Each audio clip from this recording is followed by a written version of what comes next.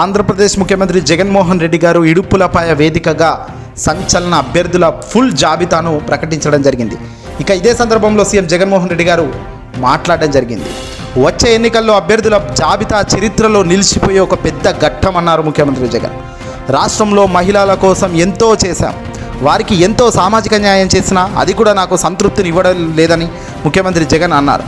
రానున్న రోజుల్లో మహిళల కోసం మరిన్ని మంచి కార్యక్రమాలు చేస్తామన్నారు.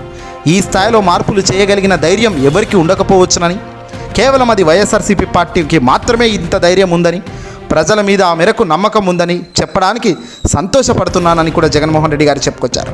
ఇక ఇడుపులపాయలో వైఎస్ఆర్సీపీ అభ్యర్థుల ప్రకటన అనంతరం జగన్ నేరుగా మాట్లాడిన కొన్ని పాయింట్స్ను మనం గమనిస్తే కనుక ఆశ్చర్యం కలుగుతుంది.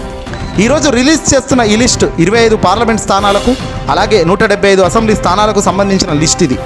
ఇందులో ఒకే ఒక్క అనకాపల్లి ఎంపీ స్థానం ఒకటి పెండింగ్లో పెట్టామని, మిగతా లిస్టులన్నీ అనౌన్స్ అయినట్లే అన్నారు జగన్.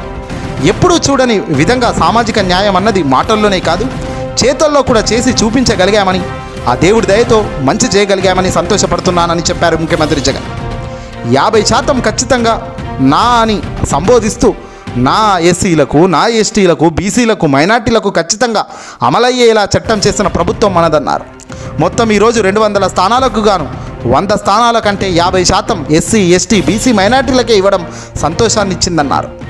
నా అని పిలుచుకుంటూ 50% సీట్లు ఏకంగా వీరికే ఇవ్వగలడం అన్నది ఒక పెద్ద చరిత్ర.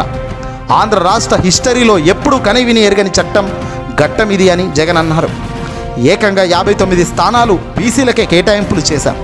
175 అసెంబ్లీ స్థానాలకు 48 అసెంబ్లీ స్థానాలు అలాగే 25 ఎంపీ స్థానాలకు గాను 11 స్థానాలు బీసీలకే కేటాయింపు జరిగిందని, మహిళలకు ఇంతకన్నా గొప్పగా బెటర్గా మరింత కాలం చేస్తామన్నారు.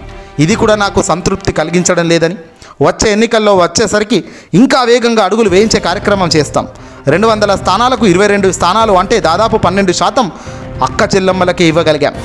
లాస్ట్ టైం కన్నా బెటర్గా చేశాం. 19 ఇస్తే ఈసారి 24 దాకా తీసుకుపోగలుగుతున్నాం. ఇది కూడా ఒక విశేషమని చెప్పాలి. వచ్చే ఎన్నికలు వచ్చేటప్పటికి ఇంకా పెద్ద సంఖ్యలో నెంబర్లు వచ్చే కార్యక్రమం జరుగుతుంది.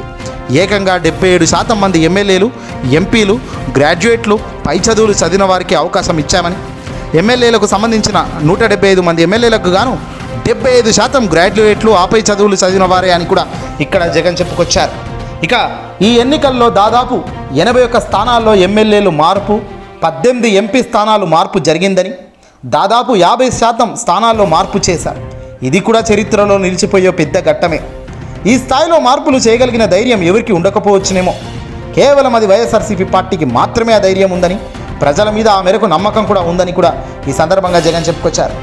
ఇవన్నీ కూడా వాస్తవ రూపంలో దాల్చడంతోనే ధైర్యంగా అడుగులు వేశామని, ప్రతి ఇంటికి మంచి చేశామన్న నమ్మకం మాలో ఉందని, రాబోయే ఎన్నికల్లో మంచి విజయాన్ని మీరు అందించాలని, దేశం మొత్తం మన వైపు చూడాలి అని జగన్ ఈ సందర్భంగా చెప్పడం జరిగింది.